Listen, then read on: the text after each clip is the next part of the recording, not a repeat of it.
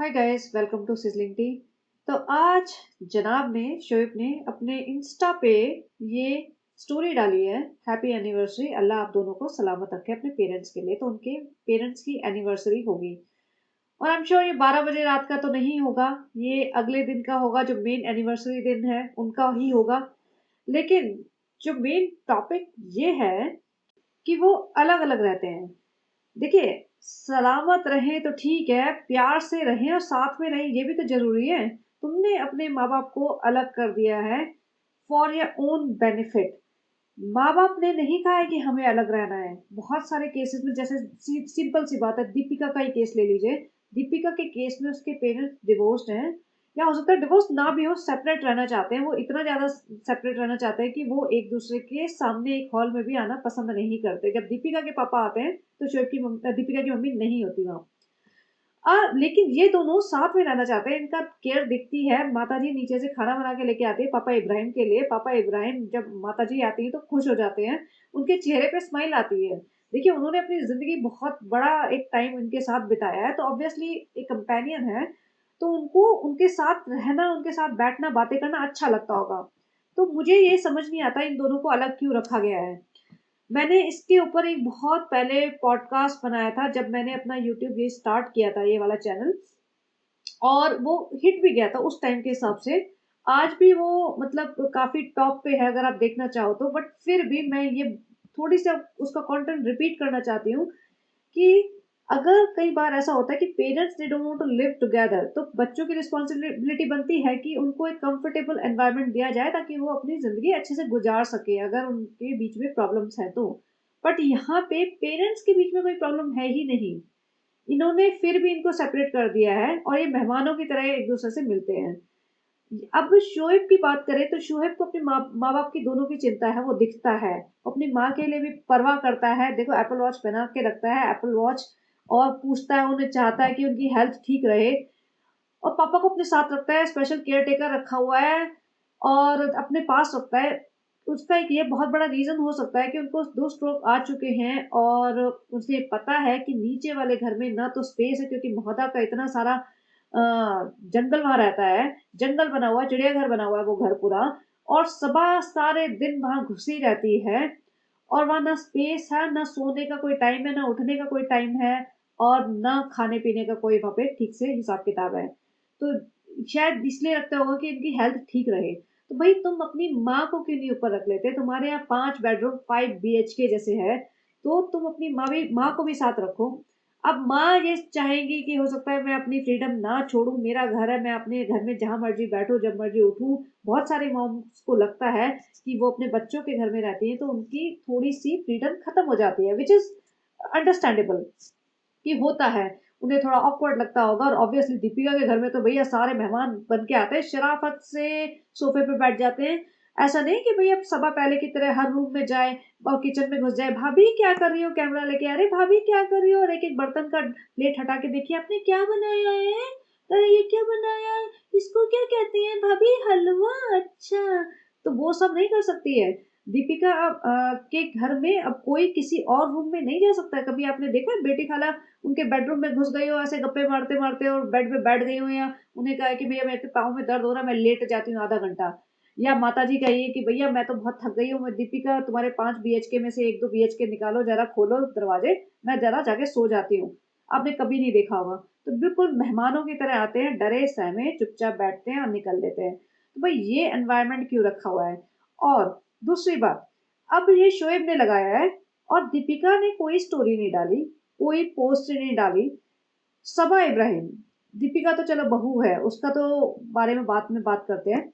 सबा इब्राहिम जो उनकी सगी बेटी है, जिनको ये सारे टाइम अपने व्लॉग में यूज़ करती है। सारा मोहल्ला के गैंग को, अम्मी को, "अम्मी चलो मॉल चलते हैं, अम्मी।" अम्मी बेचारी घसीट-घसीट के चले जा रही है, "अम्मी तुम्हें सूट दिला देती हूँ।"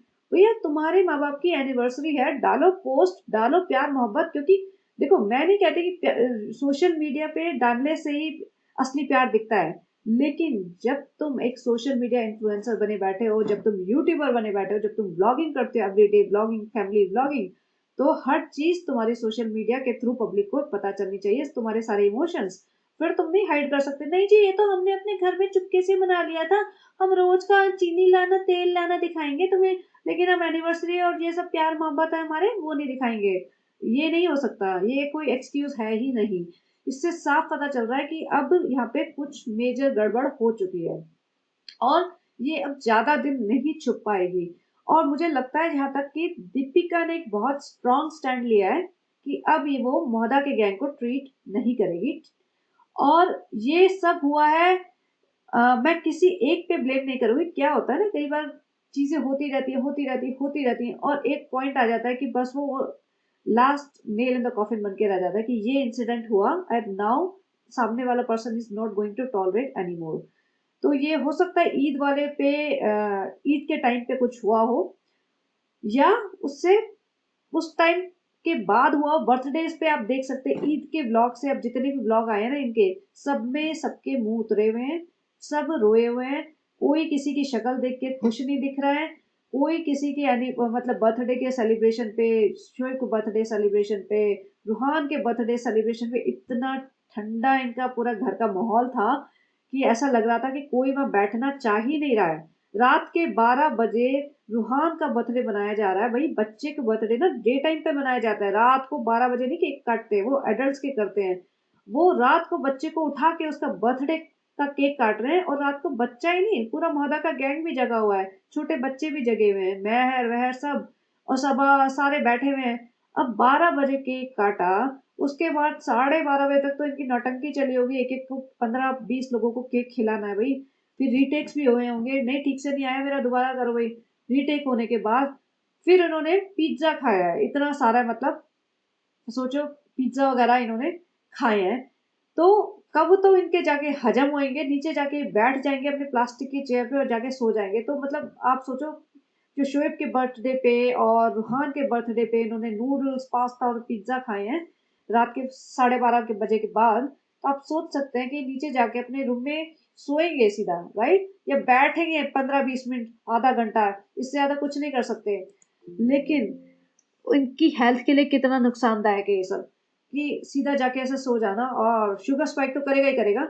लेकिन वैसे भी अम्मी का वेट कम हो गया था शोएब की प्रेजेंस में, बट वो वापस आ गया है, ऑल थैंक्स टू सबा इब्राहिम। बेटी खाला वहां पर है, कहने को तो बेटी खाला घर का काम करती होंगी, लेकिन इनके घर बिरयानी के अलावा हमने बनते हुए कुछ नहीं देखा, बिरयानी या नॉनवेज। अब हेल्थ खराब तो होएगी ही होएगी। अब जहां तक मेरा ये इस पॉडकास्ट बनाने का मतलब ये था कि भाई पापा मम्मी को साथ रख लो, क्योंकि इन दोनों की मेंटल हेल्थ के लिए अच्छा है, और इन दोनों की मेंटल हेल्थ अच्छी रहेगी ना तो शायद शायद तुम्हारी भी मेंटल हेल्थ अच्छी रहेगी। तुम्हें भी ये स्ट्रेस नहीं रहेगा कि अम्मी को कौन ध्यान रख रहा है। रूहान से मैं पूछूं, जैसे वो एक दिन बता रहा था वो, कि मैं रूहान से बार बार पूछता रहता हूँ कि आवा क्या खा रही है, आवा क्या करती है, ये वो। तो कहीं ना कहीं तुम्हें बैक इन द माइंड तुम्हें है परवाह अपनी माँ की, तो उन्हें साथ रख लो।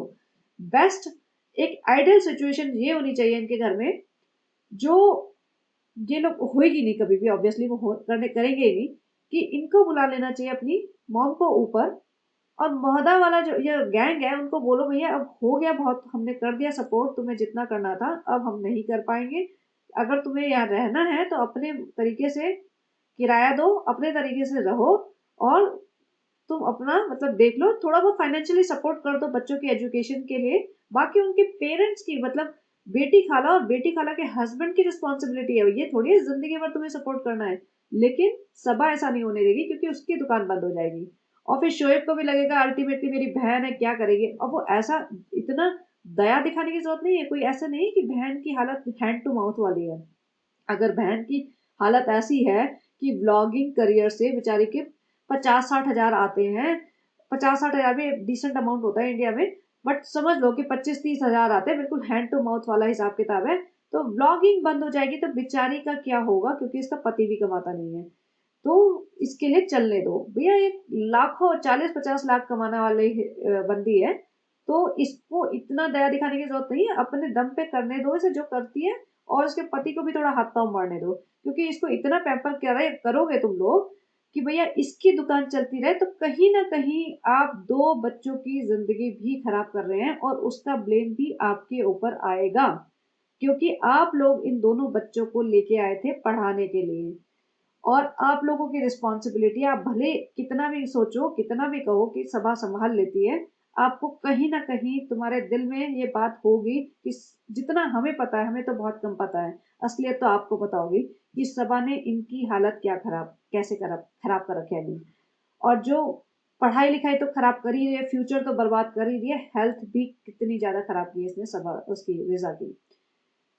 तो बेस्ट तो यही होगा कि अपनी माँ को अपने पास रखो और महोदा के गैंग को बोलो भैया अब तुम इंडिपेंडेंट हो, तुम अपना देखो और हम तुम्हें थोड़ा बहुत फाइनेंशियली सपोर्ट कर देंगे और इनको सभा के चंगुल से निकालो। बाकी आपको देखना है कि आपको क्या करना है। लेकिन जिस तरीके से जो इनकी अम्मी के एनिवर्सरी का जो इन्होंने डाला है, अब देखो ये फिर से जाएंगे जरूर, क्योंकि इन्हें पता है भैया पब्लिक फिगर है, पब्लिक आवाज उठा देगी। अब मैंने ये स्टोरी डाली है तो फिर क्वेश्चंस आएंगे, और ये जो होते हैं ना कमेंट्स पे फीड करते हैं पूरा, कमेंट्स आएंगे, अरे दीपिका ने नहीं डाली, अरे इतना ठंडा व्यवहार, अरे सबा ने नहीं डाली, तो फटाफट 2 ब्लॉग्स खींच देंगे भैया, दो अगले दिन बात की, फ्रेंड्स मैं बहुत बीमार था, गाइस मैं बहुत बीमार था, ये था वो था, इसलिए अब हम सेलिब्रेट कर रहे हैं, फिर से 50 बैलून लगा देंगे, 2 केक काट देंगे, मुंह पे केक मल देंगे, और एक JW मैरियट्स में जाके 20 लोगों की एक लंबी टेबल बुक करके पीछे बैकग्राउंड में म्यूजिक लगा के सबको खाना खिला देंगे और आ जाएंगे, इनके एक एक ब्लॉग बन जाएंगे। लेकिन असलियत कुछ और होती है, वो दिखती है। यहाँ पे जो पिक्चर्स लगाऊंगी ना उससे पता चल जाएगा, 4 साल पुरानी, 3 साल पुरानी और 2 साल पुरानी पिक्चर्स हैं, देखना अभी। ये 4 साल पुरानी पिक्चर देखो, इसमें सिंप्लिसिटी साफ दिख रही है, एक जेन्युइन केयर दिख रही है, और जो होता है ना सिंप्लिसिटी, उसका एक अलग ही मजा होता है। बैलून वैलून लगाए हैं, सिंपल एक बड़ा सा केक रखा हुआ है, सिंपल कपड़े पहने हुए हैं, कोई ड्रामा नहीं, कोई फालतूगिरी नहीं। और ये है 4 साल पुरानी पिक्चर। एक और पिक्चर दिखाते हैं, ये है 3 साल पुरानी पिक्चर, 3 साल पुरानी एनिवर्सरी की पिक्चर। देखो इसमें जो बॉन्डिंग दिख रही है ना, जो केयर दिख रही है, जो नॉर्मल जो होती है हंसी होती है, एक नेचुरल हंसी, वो दिख रही है इनकी। और शोएब का भी जो जेन्युइन केयर दिख रही है इस पिक्चर में। और अब जब ये सब लोग साथ बैठते हैं तो एक इतनी फेक स्माइल, डरी सहमी सी स्माइल, पापा जी के, इनके तो इब्राहिम के तो अक्सर आंखों में आंसू, एक सैडेस्ट सा फेस दिखता है। कभी इतनी स्माइल मुझे लगता नहीं कि मैंने इनको पिछले 1 सवा साल में ऐसा देखा है। और अब पिछले 2 हफ्ते से जब से इनका ये ड्रामा चल रहा है, जो भी इनका कलेश हुआ है, उसके बाद से तो ऐसे डरे सहमे से हैं सब लोग कि कुछ भी नॉर्मल नहीं दिखता। और ये है इनकी 2 साल पुरानी जो इन्होंने रील बनाई थी, इसमें भी देखो पापा मम्मी खुश हैं, नॉर्मल है, एक रील बनाई है और एक फ्लावर का बुके दिया है, एक नॉर्मल सा बिहेवियर लग रहा है। लेकिन जो अब का होता है ना, अब में फोर्स्ड होता है, फोर्स केक काट रहे हैं, फोर्स बैलून लगा रहे हैं, फोर्स सब लोग डरे सहमे बैठ के खाना खा रहे हैं, और माइक पे कुछ मतलब कैमरा मुंह पे डाल दिया है, कुछ जबरदस्ती की तारीफ कर रहे हैं। और ये लगाई थी सबा इब्राहिम ने लास्ट ईयर अपनी माँ को सरप्राइज देने के लिए, और पूरी माताजी दुल्हन बनी हुई थी, पिताजी भी एकदम कलर कोऑर्डिनेटेड थे। लेकिन अब क्या हुआ, अब ना कोई स्टोरी डाल रहा है, ना पोस्ट डाल रहा है, ना कोई विश कर रहा है, ना कोई इस बारे में जिक्र भी कर रहा है कि भाई पहले तो पूरा पूरा सेलिब्रेशन होता था, अरे ये होने वाला है, वो होने वाला है, अब ये आने वाला है, वो आने वाला है। तो तुम्हारे माता पिता की एनिवर्सरी आने वाली है, तो तुमने तो इस बारे में बात भी नहीं की, कोई प्रिपरेशन ही नहीं चल रही, कोई बलून ही नहीं आए तुम्हारे, तो कोई केक ऑर्डर नहीं हो रहे हैं, तुम्हारे लिए कोई कपड़े खरीदने नहीं जा रहे हो।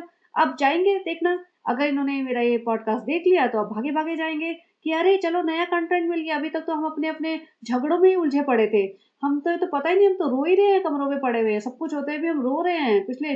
और वो सनी आएगा उसकी जैसे होता ना कि उसका फेवर करने, नहीं, और वो बहुत करती है, बहुत परेशान है, उसके लिए दुआ कीजिए। भैया किस नाम की परेशान है, आलतू फालतू रीजन पकड़ पकड़ के तुम परेशान होते रहो, सब लोग ये सोचे कि भाई मेरे को सब पूछें, और नहीं पूछेंगे तो हम रोना धोना मचाएंगे।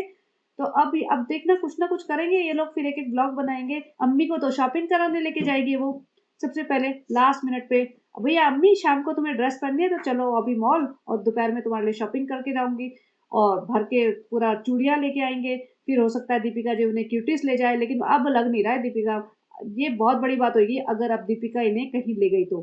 मुझे लगता है अब दीपिका की तरफ से बहुत स्ट्रांग इनके लिए मैसेज जा रहा है कि अब नहीं, हम तुम्हें टॉलरेट करेंगे। तो अब देखते हैं, मजा तो आने वाला है कि असलियत दिखेगी ना, क्योंकि कितना तुम गुडी गुडी बनोगे, जो जबरदस्ती गुडी गुडी बनते हैं ना, वो इतना होता नहीं है, किसी फैमिली में इतना प्यारा रिश्ता चल नहीं रहा है कहीं पे भी दुनिया में कि 15 लोगों का परिवार बहुत सब हा हा ही जैसे बैठ के करते थे, मेरी अम्मी है, अम्मी ने मेरे लिए इतना किया है, ये मेरी माँ है, माँ ने मेरे लिए इतना किया। माँ की बेइज्जती करवा रहे हो तुम। माँ बेचारी रो रही है और माँ को मतलब रोते हुए दिखा रहे हो वहां पे सबके सामने। पहले तुमने अपने माँ की इतनी बेइज्जती कर दी कि मेरा चाइल्डहुड डार्क पैच था, और अब जाके तुम्हारी माँ रो रही है कि नहीं हम तो इतना नहीं दे पाए जितना आपने प्यार दिया। भैया कौन सा प्यार दिया है? पैसा मिल रहा था इसलिए प्यार मिल रहा था। अगर ये आपकी बहू बहू पैसा ना कमा रही होती और एक नॉर्मल लड़की होती, तब मैं देखती कि कितना प्यार मिलता इसको। और जहाँ इस इनका बेटा कमाने लगा है, बेटी कमाने लगी है, इंडिपेंडेंट हो गए हैं, इन्होंने इसको बहू को आपकी साइडलाइन कर दिया था और बहू अकेले पड़ी रहती थी। तो ये तो दिख गया था कि असली प्यार पैसे से है, बहू से नहीं है, उसके स्टेटस से था।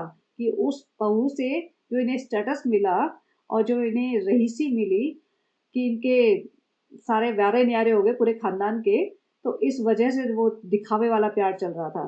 और इसी वजह से इनको इतनी कुड़न थी कि जब ये थोड़े से भी पनपने लगे, तो इन्होंने सारा बदला निकाल लिया। तो अब देखते हैं कि इनका एनिवर्सरी ब्लॉग कैसे मनाएंगे, और अगर नहीं मनाया तो भैया फिर तो और भी क्लियर है कि कलेश तो बड़ा वाला हुआ है। फिर तो और मजा आएगा देखने में कि किस तरीके से ये सब ड्रामा चलता है। और कई लोग कह रहे हैं कि ये सब स्क्रिप्टेड है। भाई स्क्रिप्टेड नहीं है, स्क्रिप्टेड हो ही नहीं सकता, क्योंकि स्क्रिप्टेड होगा ना तो वो पकड़े जाते हैं। वो जो एक होती है ना चिढ़, एक बहुत ज्यादा जैसे हेट्रेड, वो दिख रही है अब इनकी आंखों में। दीपिका आई कांटेक्ट अब नहीं बना रही है, आ रहे हैं जा रहे हैं लोग, ईद पे मिल नहीं रहे हैं, बर्थडे पे गले नहीं मिल रहे हैं। और जिस तरीके से सब लोग डरे सहमे हैं ना, इससे साफ पता चल रहा है कि अब वो स्क्रिप्टेड वाला पार्ट नहीं है। झूठी तारीफें भी कर करके अब ये लोग थक चुके हैं। तो चलिए, इतना ही कहना था। मैंने इसका ये स्टोरी देखी थी तो मुझे लगा कि इस बारे में बोल दूं कि भैया कहाँ गया तुम्हारा प्यार, कहाँ गई वो एनिवर्सरी, कहाँ गए तुम्हारा तारीफें करना और पूरा डेकोरेट करना, वो सब कहाँ गया? बस एक बुके दे दिया पापा मम्मी को, एक क्लोजअप की एक फोटो खींच दी और डन, तुम्हारा पार्ट खत्म हो गया।